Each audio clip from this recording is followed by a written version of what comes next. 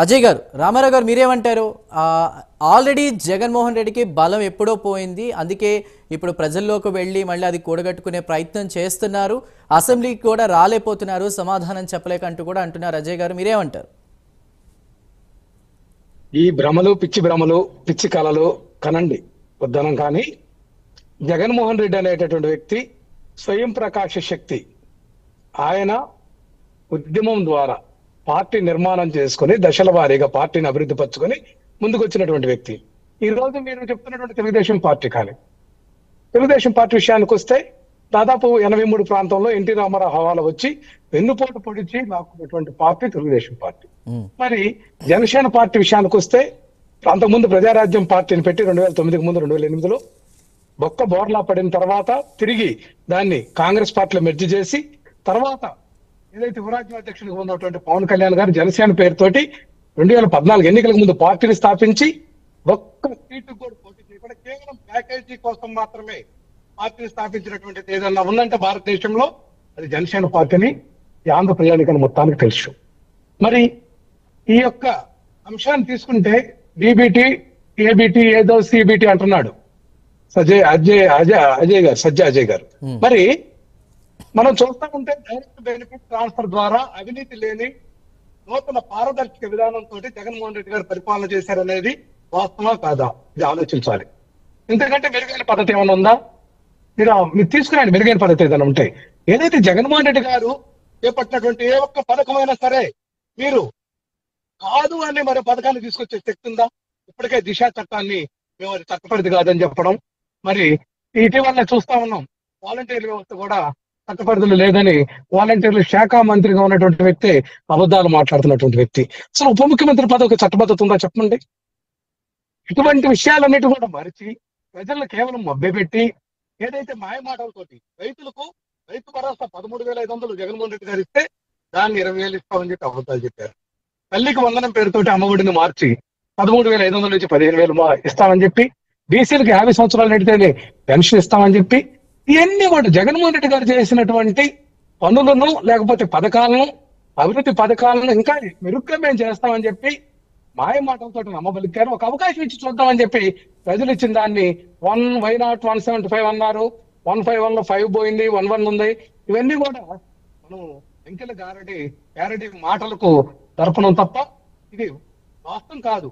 జగన్మోహన్ రెడ్డి గారు ఒక శక్తి, రాజకీయ శక్తి. తాను స్వతంత్రంగా పార్టీ నిర్మించుకున్నారు. చంద్రబాబు నాయుడు గారికి ఏమైనా శక్తి ఉందా? తన మామను వెన్నుపోటు పొడిచి ఎన్టీఆర్ ఫోటోను కూడా కొంతకాలం పార్టీ జెండాల మీద లేకుండా మరలా కూడా చేసుకున్నటువంటి పరిస్థితి ఉంది. ఏదైతే ప్రజల్లో ఉండేటటువంటి ఒక మానవతా దృక్పథం లేకపోతే ఒక మార్పు అనేటువంటి అంశానికి లోబడి ఈ రోజు కూటమి ప్రభుత్వం వచ్చిందే కానీ అసలు రాజ్యాంగబద్ధంగా ఎన్నిక జరిగిందో చెప్పానండి. కూటమి నేతలు ఎవరైనా సరే ఈ ఎన్నిక రాజ్యాంగబద్ధంగా జరుగుతున్నాయా చెప్పమనండి. ఎక్కడ? నోటు కేసులో ఏదైతే పారిపోయి ఇక్కడ ఆంధ్రప్రదేశ్ రాష్ట్రానికి వచ్చినటువంటి చంద్రబాబు నాయుడు తాత్కాలిక సచివాలయాలని చెప్పి తాత్కాలికమైనటువంటి రాజధాని పేరుతోటి ఈ రోజు రాష్ట్రాన్ని మొత్తం కూడా భ్రష్టు పట్టించి ఒకవైపున ఆర్థిక పరమైనటువంటి లోటును కనబరిచేటటువంటి విధానాలు తప్ప ఏదైనా సరే ముందుకు పోయేటటువంటి అంశం ఉందా? ఎన్ని హామీలు ఇచ్చారండి? మహిళలకు ఫ్రీగా బస్సు ఇస్తామన్నారు, ఎక్కడుంది? సిలిండర్లు అని చెప్పారు మహిళలకు. ఎన్నో రకాల మాయమాటలతో వచ్చినటువంటి ఈ కూటమి ప్రభుత్వానికి ఈ రోజు జగన్మోహన్ రెడ్డి గారు విమర్శించే నైతికత లేదు. రియల్ స్టార్ జగన్మోహన్ రెడ్డిని ఇక్కడ రామారావు గారు, ఇక్కడ నాది ఒక ప్రశ్న. ఇప్పుడు వైసీపీ గత 5 సంవత్సరాల్లో చూసుకుంటే కనుక పెన్షన్ విధానంలో సంవత్సరానికి 250 రూపాయలు పెంచుకుంటూ కూడా 1000 రూపాయలు చేసిన పరిస్థితి ఓవరాల్గా 5 ఇయర్స్ కంప్లీట్ అయ్యే టైంకి. కానీ కూటమి ప్రభుత్వం వచ్చిన తర్వాత ప్రభుత్వ ఉద్యోగులకి మొదటి తారీఖు అంటే ఫస్ట్ తారీఖున జీతాలు పడుతున్నాయి. అదేవిధంగా 1000 రూపాయలు పెన్షన్ ఒకసారికి ఇచ్చినటువంటి ప్రభుత్వంగా ఇది ప్రస్తుతం ఉంది. అయితే మీరు ఒక క్వశ్చన్ అడిగారు, ఎలాంటి సంక్షేమ పథకాలు అమలు చేయలేదని. ఇప్పుడు వైసీపీ ప్రభుత్వానికి ఒక్కొక్క సంవత్సరం దాన్ని పెంచుకుంటే ఏదైతే 250 రూపాయలు పెంచుకుంటూ వెళ్తున్నారని చెప్పాను. ముఖ్యంగా ఇప్పుడు చూసుకుంటే కనుక ఈ ప్రభుత్వంలో 6 నెలలు మాత్రమే కంప్లీట్ అయింది. ఒక సంవత్సరం అనేది టైం ఇవ్వాలి. మొత్తం వాళ్ళు ఏం చెప్తున్నారు దీనికి? గత ప్రభుత్వంలో జరిగిన తప్పిదాలను కవర్ చేయడానికి మాకు టైం పడుతుంది, కానీ ఖచ్చితంగా సూపర్ 6 కావచ్చు పథకాలన్నీ కూడా అమలు చేస్తామని వాళ్ళు చెప్తున్నారు. మీరేమంటారు? మరి కాదండి, ఎన్నిక జరిగిన మరుసటి రోజు నుంచే మేము పథకాలు అమలు చేస్తాం, ముందున్నటువంటి 2 మాసాలకు కూడా పెన్షన్ ఇస్తామని చెప్పిన మాట వాస్తవమే కదా. దాని విషయంలో మీరు ముందుకొచ్చినటువంటి పరిస్థితి మిగతా అంశాల దగ్గర ఎందుకు రావట్లేదు? ఈ యొక్క ఇన్మాటిక్ మాటలు తప్పితే పరిపాలనలో ఎక్కడ పారదర్శకత లేదు.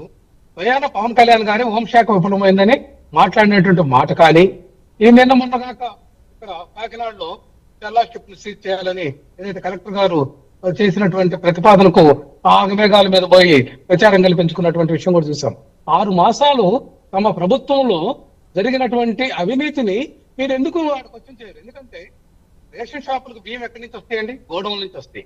గోడౌన్ నుంచి నేరుగా వచ్చినటువంటి గోడౌన్ నుంచి నేరుగా అధికారులు మేనేజ్ చేసుకొని ప్రతి నియోజకవర్గంలో కూడా ఎమ్మెల్యేలు కనీసం రమారమే 30 లక్షల నుంచి 50 లక్షలు లంచంగా తీసుకుంటూ పేదల బియ్యాన్ని బొక్కేస్తున్నటువంటి విషయాన్ని దాచి ఇక్కడ అదేమంటే ఇక్కడ బియ్యం వచ్చినాయి ఇదంతా కూడా వైసీపీ ట్రాన్స్పోర్ట్ చేస్తున్నారని చెప్పి ఒక అభాండం ఏదైతే డైవర్షన్ పాలిటిక్స్ లో ఇప్పుడు 5-6 దఫాలుగా వాళ్ళు చేసినటువంటి అంశం మనకి అంటే టాపిక్ డైవర్షన్ కాకుండా ఈ 5 సంవత్సరాల్లో కూడా వైసీపీ ప్రభుత్వాన్ని ప్రజలు గమనించారు. అక్కడేవో అవకతవకలు జరిగాయి కాబట్టి కూటమి ప్రభుత్వానికి ఛాన్స్ ఇచ్చారు, అందుకే అంత మెజారిటీ వచ్చేది అనేది ఈ ఎలక్షన్ ద్వారా ప్రూవ్ అయిందంటూ కూడా కొంతమంది రాజకీయ విశ్లేషకులు వాళ్ళు చెప్తున్నటువంటి పరిస్థితి. అయితే ఇప్పుడు ముఖ్యంగా నేను అడుగుతున్నటువంటి ఇవాల్టి టాపిక్ మనం చూసుకున్నట్లయితే పవన్ ఎఫెక్ట్ అనేది ఇప్పుడు నెక్స్ట్ ఎలక్షన్స్ ఎలా ఉండబోతుంది? ఈ 11 స్థానాలు కూడా ఉండవా? జగన్మోహన్ రెడ్డి గారికి ఇప్పుడు నెక్స్ట్ టార్గెట్ కాబోతున్నారా? ఎలక్షన్స్లో ఆయన పోటీ చేయని సిచ్యువేషన్ రాబోతుందా? ఎలా చూడాలి? జగన్మోహన్ రెడ్డి గారు ఒక నిజాయితీ నిబద్ధతతో కూడి భారతదేశ రాజకీయాలనే ఒక కొత్త మార్పు శ్రీకారం చుట్టి ఏదైతే మేనిఫెస్టోలో ప్రకటించినటువంటి అన్ని అంశాలను కూడా అమలు చేసేటటువంటి విషయంలో ఎక్కడా కూడా క్యాలెండర్ వైజ్ గా ఏదైతే లబ్ధిదారులకు ఏదైతే చెప్తామని చేస్తామని చెప్పినటువంటి అంశాన్ని అమలు పరిచినటువంటి ఏకైక రాజకీయ నాయకుడిగా భారతదేశంలో మిగిలిపోతారు. అబద్ధాలు చెప్పి అధికారంలోకి రావాలనుకుంటే ఆయన అందరికి తెలిసిన అంశమే. రాజకీయ విశ్లేషకులు చెప్పినటువంటి మాటే.